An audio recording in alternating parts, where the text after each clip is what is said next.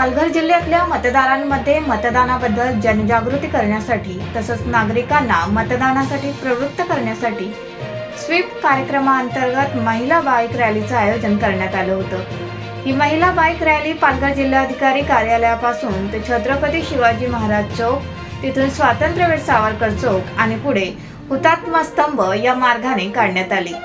पालघर जिल्हाधिकारी कार्यालयापासून सुरू झालेल्या या बाईक रॅलीचा समारोप पालघरच्या हुतात्मा स्तंभावर झाला। चला येऊ द्या पुढे, येऊ द्या पुढे।